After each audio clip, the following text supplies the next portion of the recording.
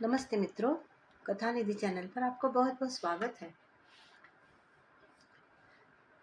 शिवानी जी लिखित उपन्यास कृष्णकली, इसका 13वां भाग हम पढ़ेंगे आज। मुझे आशा है कि आपको उपन्यास बहुत रोचक लग रहा होगा। कैसे हो गया? फिर भी तो माँ तुम मुझे निमाई कहकर पुकारती हो। प्रवीर हंसकर लकड़ी के तख्त पर लेट गया। आहा, चेहरे के रंग से क्या होता है सोना, मन का रंग देखकर ही तो तुझे पुकारती हूँ निमाई। और क्या, नटू ने मित्र की पीठ पर कोहनियां टिका ली। यह गौरांग महाप्रभु नाथ है तो आज दो दो नाती नतनी इस घर को गुलजार कर देते। चुप कर राक्षस, माँ ने उसे झिड़क दिया। तो जाने कहां से गड़े मुर्दे उखाड़ता है अभागा। हाँ रे निमाई, तेरी माँ ने कहा है अगले रविवार को मुझे भी तेरी ससुराल ले चलेंगे, पर मैं तो इस बीच तेरे घर जाकर गजब ही कर आई रे। सुना दे तो रे नटू, मुझे तो कहते भी ला जाती है। मासी माँ आंचल से मुंह ढाँप कर हंसने लगी। जानना है माँ क्या कर आई? तेरे यहाँ गई तो मिस मजूमदार शायद किसी दुल्हनों की फैशन परेड की मॉडल बनने जा रही थी। एकदम सजी धजी शोकेस की मोम की गुड़िया बनी थी। माँ ने आव देखा न ताव बस लिपट गई। कहने लगी, मेरा मन कहता है यह मेरे निमाई की बहू है। क्यों बेटी, हो ना प्रवीर की होने वाली बहू। और बस उस छोकरी ने भी सोचा, बनाओ बुद्धू। लजा सकुचा कर सुना ऐसी छुई मुई बन गई जैसे सचमुच ही तेरी बहू हो। मुस्कुराकर कह दिया, हाँ, और हमारी इडियट मातेश्वरी ने आशीर्वादों की झड़ी लगा दी। वह तो उसी पल तुझे ढूंढता मैं पहुंचा तो हक्का बक्का रह गया। माँ उसे गैया बनी ऐसे चूम चाट रही थी जैसे बिछड़ी बचिया हो। मेरा माथा ठनका। मैंने पूछा, क्यों मिस मजूमदार, आज माँ का आप पर यह कैसा प्रेम उमड़ रहा है? तो बदजात छोकरी हंसने लगी। अरे मैं क्या जानू रे निमाई, मासी माँ बोली। लड़कियों का चेहरा तो ऐसा भोला भाला था जैसे अभी भी माँ की दूध पीती बच्ची हो, और पेट में 2.25 गज लंबी दाढ़ी। अरे मैं क्या कोई तेरी देवरानी जेठानी हूँ जो ऐसा मजाक किया? अब बता भला, तेरी दादी की उम्र की मैं और मुझी को बुद्धू बना गई। पर हाँ रे प्रवीर, ऐसी सुंदरी कुंवारी लड़की को घर में रखना ठीक नहीं है। यह तो मैं जानती हूँ कि तू ठहरा सन्यासी जति मानुष, पर अपने इस अभागे पर मुझे रत्ती भर विश्वास नहीं होता। दिन रात बाहर नाटक खेल खेल कर घर में भी कभी कभी नाटक खड़ा कर देता है। तेरे घर आता जाता रहता है, कब आकर कह दे, ले माँ तेरे लिए बहू ले आया हूँ, और फिर ऐसी बहू जो अपनी दादी नानी से भी मजाक करती फिरती। हमें पसंद नहीं है बाबा। नटू को माँ का यह संकेतात्मक प्रस्ताव बेहद पसंद आया। वह जोर से हंसकर बोला, माई री यार, यह बात अपने दिमाग में नहीं आई। पता नहीं मिस मजूमदार को नाटक वाटक में रुचि है या नहीं। इस बार हमारा संघ एक प्रतीकात्मक नाटक का प्रयोग कर रहा है। एक ऐसा चेहरा जुट जाता तो बस। उस दिन स्मशान में रांगा जी की चिता को एकटक देख रही थी छोकरी। दो बड़ी आंखों के फोकस में दाएं बाएं जलती दो चिताओं के प्रतिबिंब को कोई दूर से भी देख सकता था। ऐसी पात्री अपने झुलूदा के मेकअप के स्वर्गीय स्ट्रोक से धन्य होकर एक बार स्टेज पर आ जाए तो बस, चित्त भी अपनी और पट भी।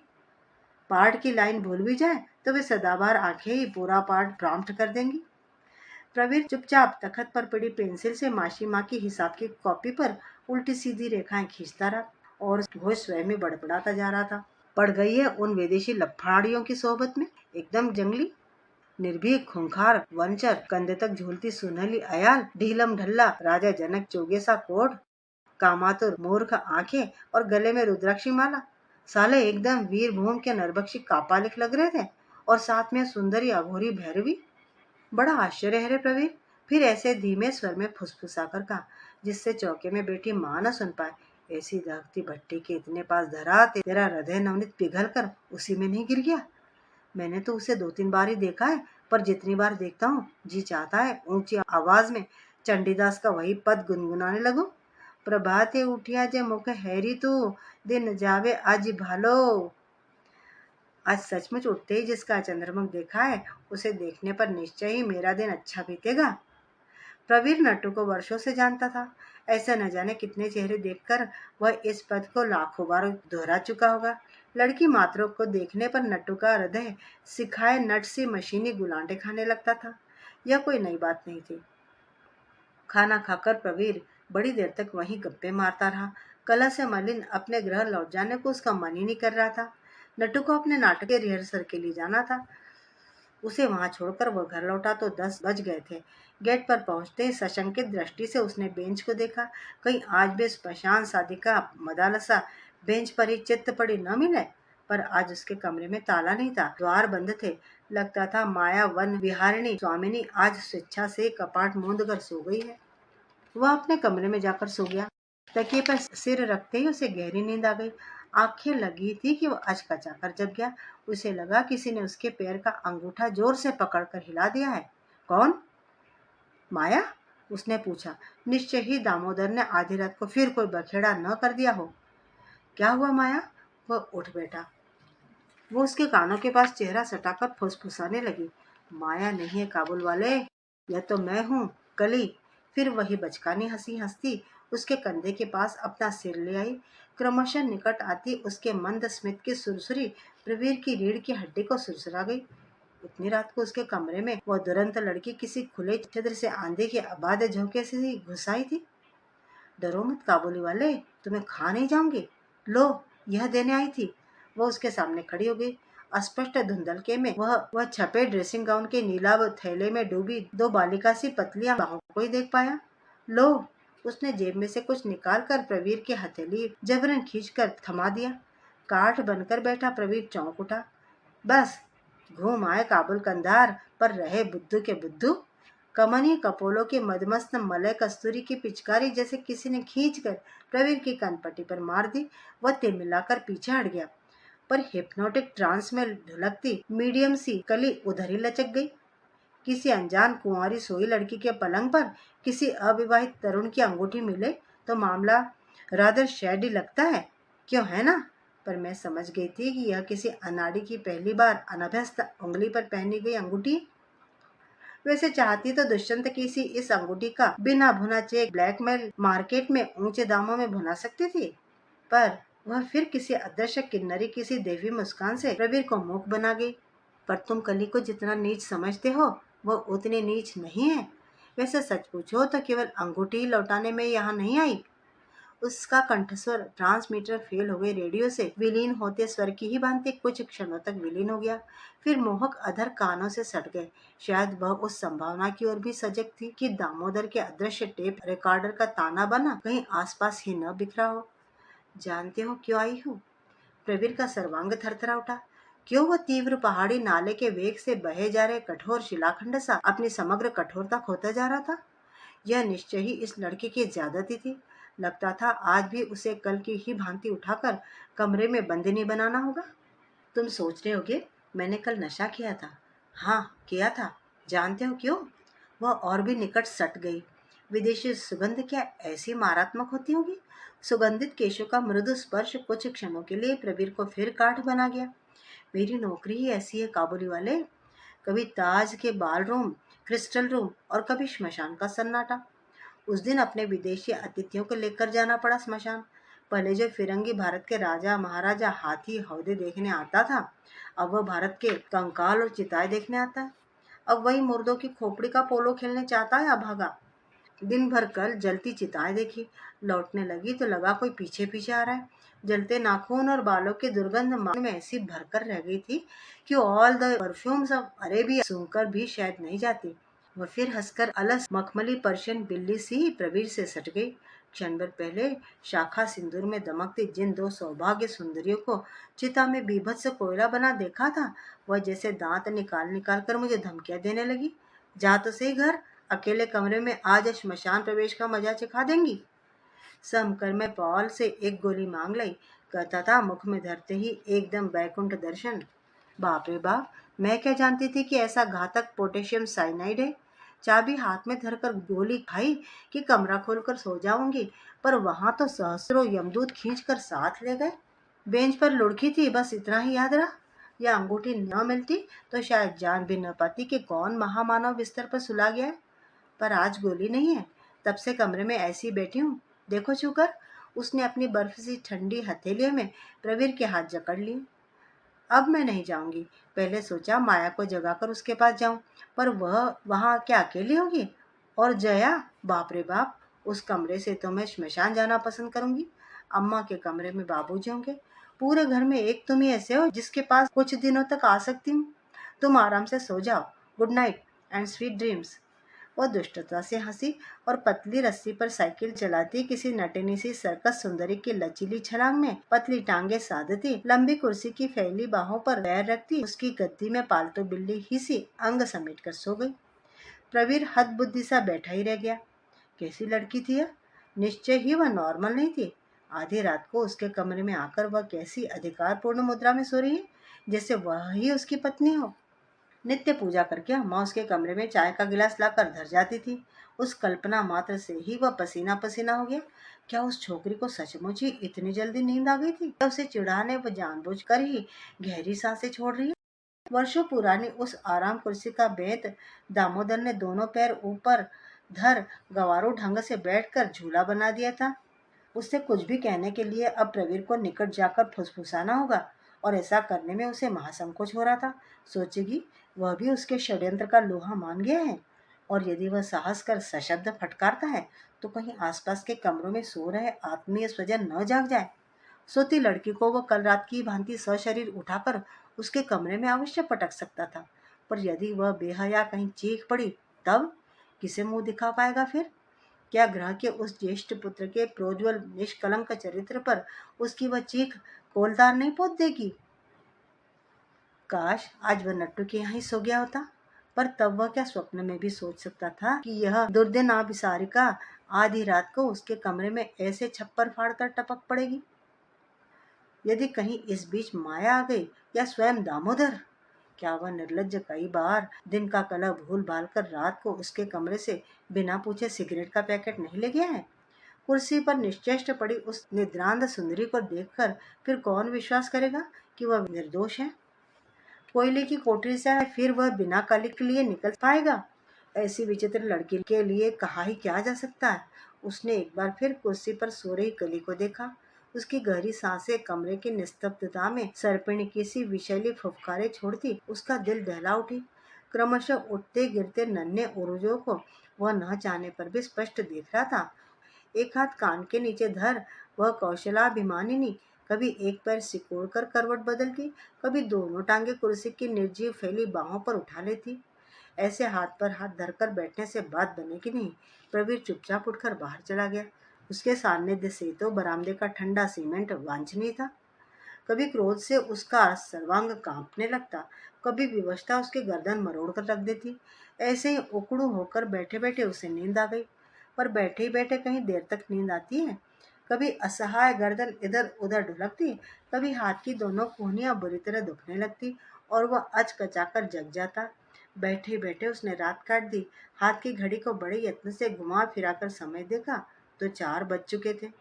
नित्य 5 बजे अम्मा के शंख घोष का अलार्म घर भर को जगा देता था। अब उसे उठाकर कमरे में न पटकने पर अनर्थ की संभावना थी। वह उठा, थके मुड़े तुड़े हाथ पैर सीधे किए और कमरे में गया तो कुर्सी खाली थी। चलो, बला टली। प्रवीर को लगा उसकी छाती पर रात भर पड़ी भारी शिला स्वयं हट गई है। अंततः विधाता ने उसे सुमति दे ही दी। अब चिटखनी चढ़ाकर वह देर तक नींद पूरी करेगा। चित्त ऐसा हल्का हो गया कि वह धीमे से सीटी बजाता चिटकनी चढ़ाकर पलंग की ओर लपका। अचानक कंठ की सीटी कंठ में ही सूख कर रहेगी।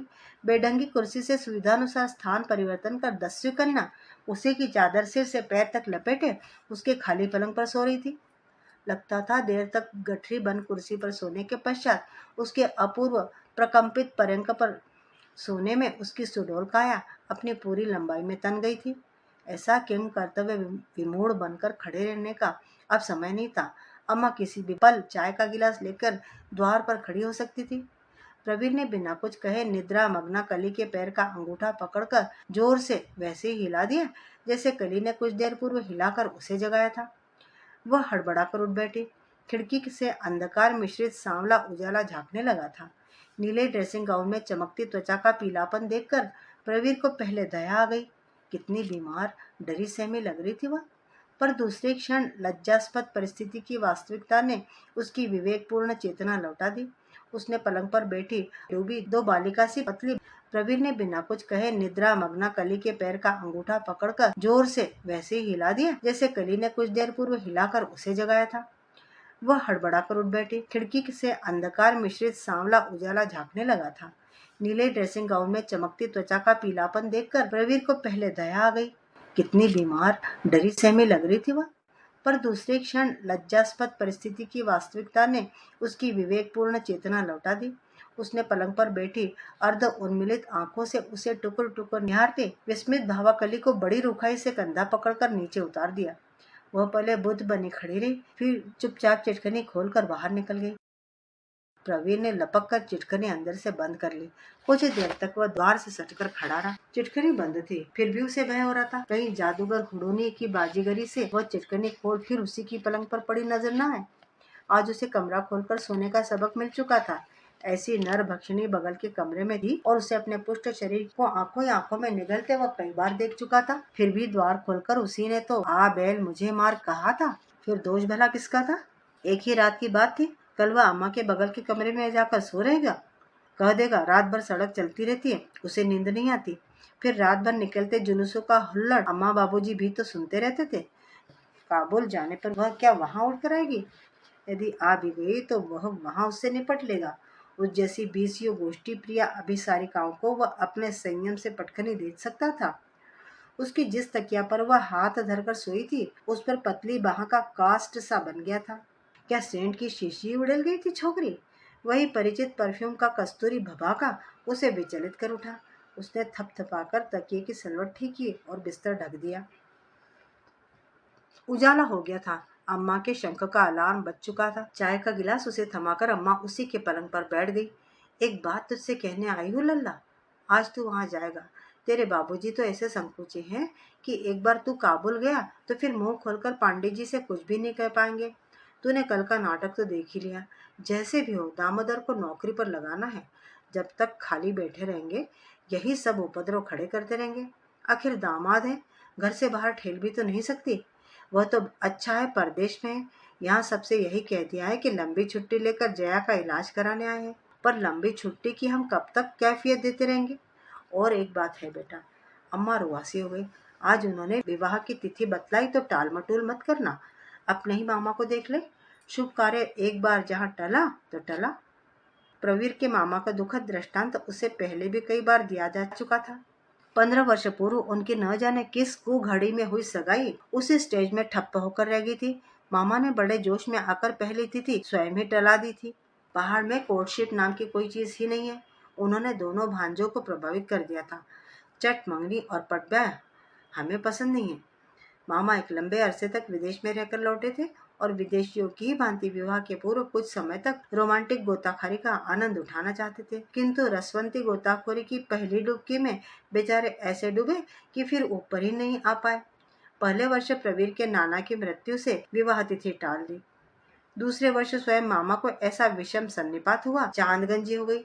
वैसी गंजी सूरत पर सेहरा कैसे बंधता? तीसरे वर्ष मामा किसी सरकारी पुल निर्माण योजना के प्रमुख इंजीनियर नियुक्त हुए थे। उस भीमकाय सेतु की नींव उनके कुछ बेईमान ठेकेदार दीमक बने न जाने कब से चाट रहे थे। भर भराकर लोहे का एक पूरा खंभा मामा के सिर पर आ गिरा। प्राण बच गए, किंतु अर्धांग चला गया। पक्षाघात से पंगु बने मामा फिर चिरकुमारी बने रहे।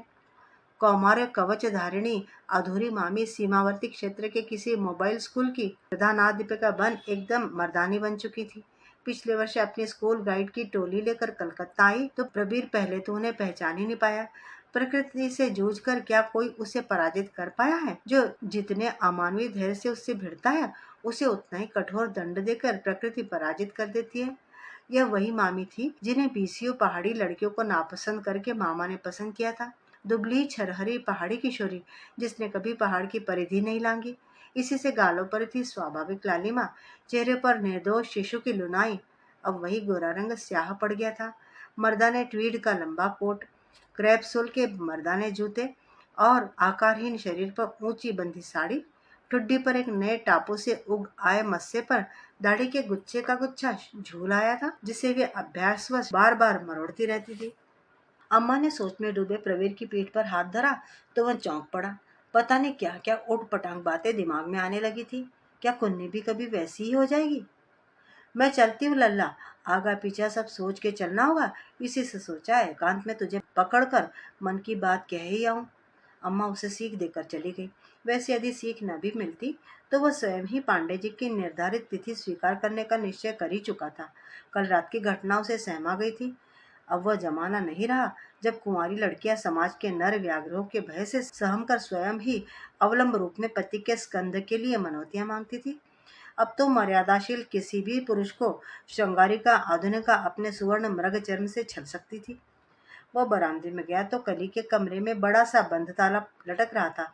वह निशाचरी क्या दिन भर इधर उधर डोलकर भी रात को देर तक जगी रहती थी। पांडे जी के यहाँ चाय का निमंत्रण निभाने जाना है, यह माया, अम्मा और स्वयं बाबूजी कई बार आकर उसे याद दिला गए हैं। वहां जाने में प्रवीर को बहुत संकोच हो रहा था। अपने मुंह से वह भला दामोदर के सस्पेंशन का अप्रिय प्रसंग छेड़ेगा ही कैसे?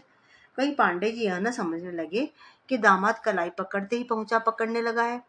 उनसे उसका परिचय था ही कितने दिनों का, पर वहां पहुंचते ही उसके भय की बेड़ियां स्वयं कट गई। कुन्नी की बड़ी बहन मुन्नी पति सह पहाड़ से आ गई थी। गोरी लंबी बड़ी बड़ी आंखों वाली इस मुखरा साली ने वातावरण को एकदम स्वाभाविक बनाकर स्वयं ही अप्रिय प्रसंग छेड़ दिया। वह बड़े बाप की बेटी नहीं, लखपति श्वशुर की पुत्रवधू भी थी। इसी से श्वशुर ग्रह के ऐश्वर्य ने लावण्य को स्वाभाविक गरिमा प्रदान कर जिह्वा को प्रगल्भा बना दिया था। वह बात बात पर मंत्री जी को बड़ी आत्मीयता से छेड़ती ऐसे गुदगुदा रही थी जैसे उनकी सगी मुंह लगी भतीजी हो। सोफे के कोने में बैठा मुन्नी का सांवला गोल मटोल पति मुखरा पत्नी के रोबदार व्यक्तित्व के आंचल में ही दुबक कर रह गया था।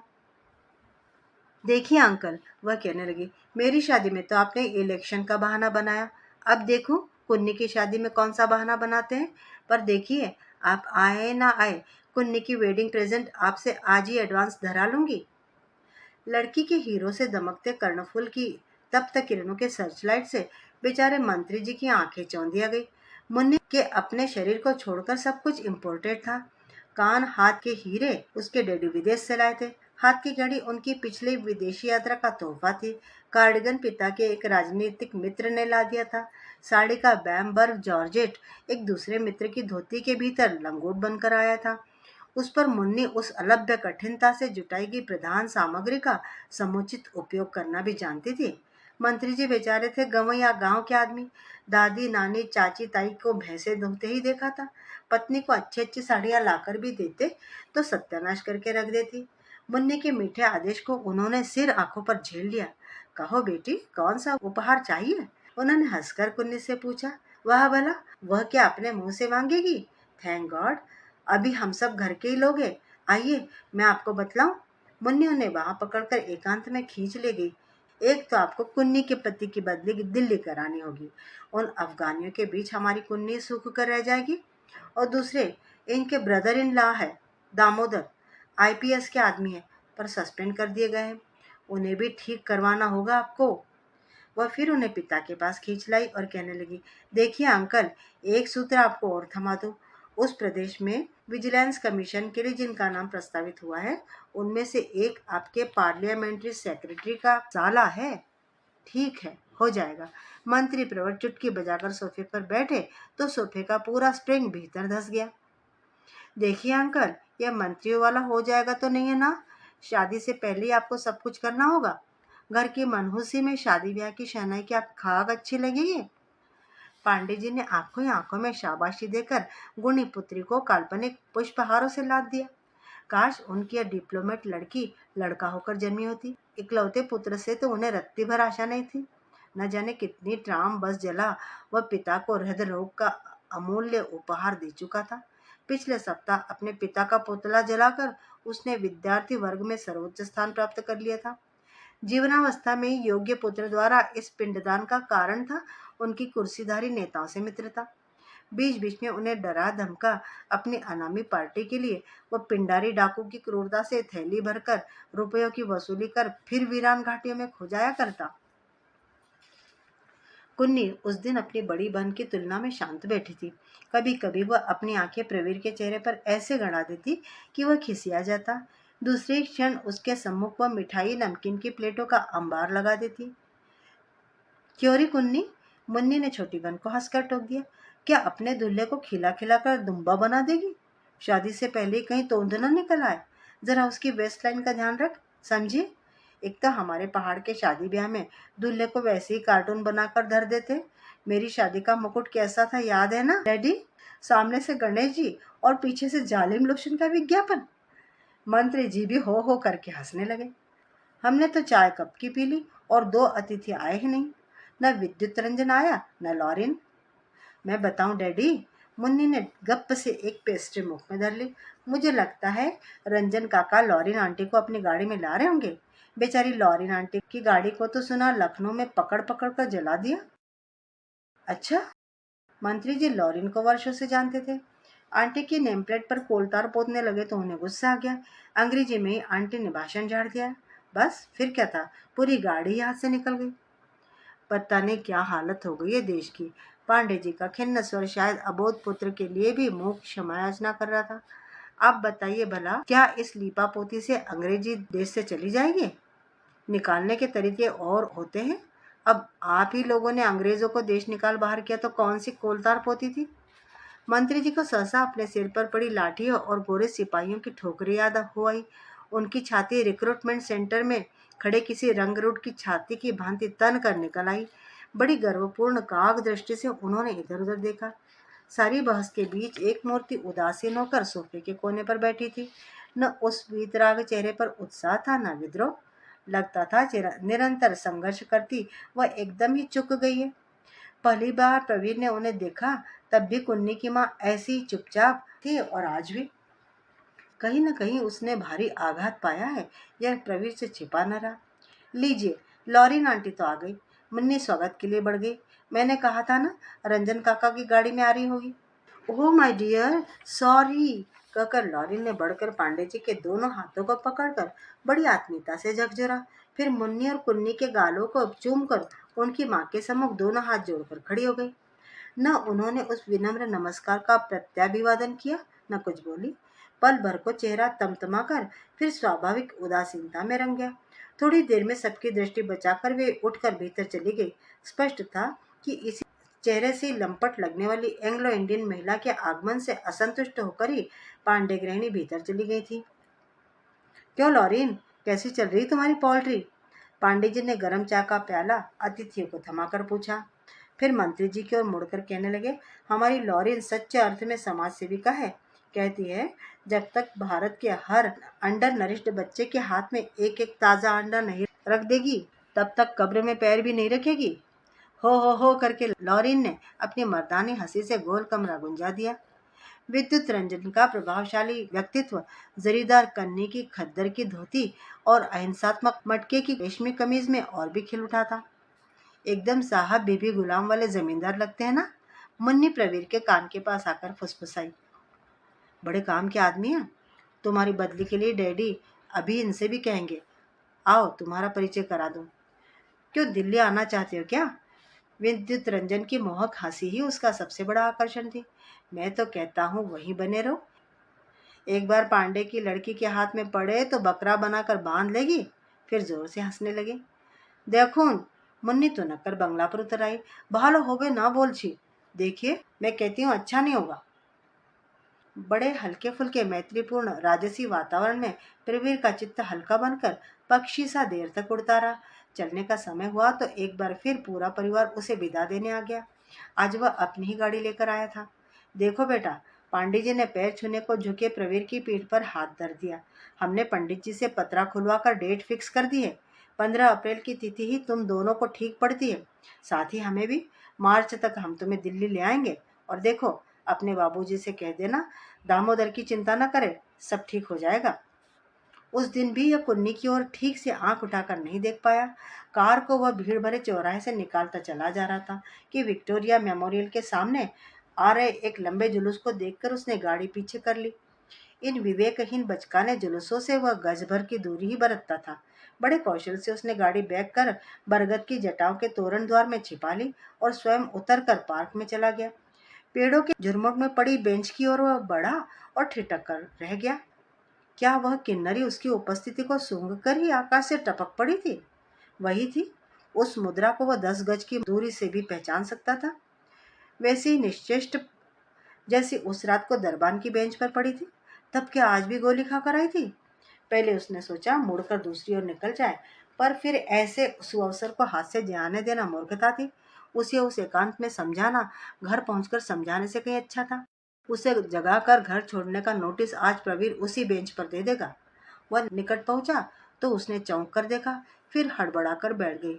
हे काबुली वाला, वाह, आज तो झोली लेकर आए हो। देखो क्या है तुम्हारी झोली में। उस आनंदी लड़की ने लपक कर प्रवीर के हाथ में लटका ब्राउन कागज का थैला छीन लिया तो वह खिसिया गया। कैसा मूर्ख अन्य मनस्क व्यक्ति था वह। चलने लगा तो उसकी भाभी सास ने अम्मा के लिए मेवों का एक थैला दिया था। वह न जाने किस सोच में डूबा था कि थैला हाथ ही में लिए उतर गया। वाह वाह, एकदम टैगोर के काबुली वाला के ही मेवे हैं। काजू, भुने बादाम, नमकीन पिस्ते। कौन कहता है हमारे देश में भुखमरी है। उसने मुट्ठी भर मेवे निकालकर गोदी में रख लिए और खाने लगी। प्रवीर को खड़ा देखकर उसने पूरे मेवे गोदी में ही उड़ेल लिए और बेंच पर हथेली थपथपा कर बोली, बैठो ना, खड़े क्यों, लगता है ससुराल की थैली है। क्यों? मुझे आपसे कुछ बातें करनी है मिस मजूमदार, हंसी मजाक करने नहीं आया हूँ यहाँ। प्रवीर के गंभीर स्वर में बनावटी गांभीर्य नहीं था। दस्यु कन्या ने बड़ी बड़ी काली पुतलियां घुमाकर दोनों हाथ छाती पर धर लिए। बाप रे, चलिए बोल तो फूटा। मैं तो समझी थी आप गूंगे हैं, पर देखिए ना, इच्छा शक्ति भी निश्चय ही अपना अस्तित्व रखती है। मैं अभी यहाँ पड़ी पड़ी यही सोच रही थी कि काश आज आप यहाँ आ जाते। सुना कल जा रहे हैं। चलिए आज आपसे पूरा कन्फेशन कर देती हूँ। कैथोलिक नन्स से शिक्षा पाई है ना, इसी से संस्कार वही है। बैठिए ना। उसने हाथ पकड़कर बिठाई दिया और फिर मुट्ठी भर काजू निकाल लिए। क्या फूला फूला काजू है यार, एकदम शुतुरमुर्ग का अंडा। लगता है विशेष ऑर्डर देकर पेड़ पर उगाए गए हैं। कली ने एक बड़ा सा काजू प्रवीर के ओठों के पास धरा। उसने सिर पीछे कर लिया तो हंसकर उसने अपने मुंह में रख लिया। हाँ तो कहिए ना, क्या कहना है मुझसे। वैसे शायद आपको यहाँ कहने में संकोच हो रहा है, क्यों है ना। चलिए आपको अपने रानियों वाले अंतपुर में ले चलूं। वह थैला हाथ में ले उतर आई। कुछ कदम आगे बढ़कर उसने देखा प्रवीर मुंह लटकाए बेंच पर ही बैठा था। बाप रे बाप, क्या हाथ पकड़कर खींचे जाने ही पसंद करते हैं आप। वह लौटकर उसे हाथ पकड़कर बड़ी स्वाभाविकता से खींच ले गई। एक बार नैनीताल में भी ऐसे ही बिगड़ेल घोड़े से पाला पड़ा था। लगाम पकड़कर खींचती खींचती घर तक ले गई थी। यह देखिए क्या राजसी प्राइवेसी है, देख रहे हैं ना। सचमुच से कंधा मिलाए अर्वाचीन 2-3 वट वृक्षों की सम्मिलित उलझी जटाओं का भारी पर्दा झूल रहा था। बीच में था एक कटे पेड़ का मोटा तना। विराजिए, यही मेरे आरण्यक रनिवास का राज सिंहासन है। कली ने उसे एक बार फिर खींचकर तने पर बिठा दिया और स्वयं उसके पैरों के पास बैठ गई। एक बार प्रवीर के जी में आया, उससे पूछ ले, इस राज सिंहासन पर देश विदेश के कितने राजा अब तक बैठ चुके हैं। पर ऐसी हल्की फुल्की बातें करने का उसे अभ्यास नहीं था। मित्रों, अभी आप सुन रहे थे शिवानी जी के लिखे हुए उपन्यास कृष्णकली, इसका 13वां भाग। उम्मीद करती हूँ कि आपको बड़ा रोचक लग रहा होगा। लाइक और शेयर जरूर कीजिएगा मित्रों के साथ और कमेंट बॉक्स में अपनी राय भी जरूर लिखिएगा। चैनल पर नए हैं तो चैनल को सब्सक्राइब भी जरूर कर लीजिएगा। वाचन सुनने के लिए बहुत बहुत धन्यवाद। आपका दिन शुभ हो।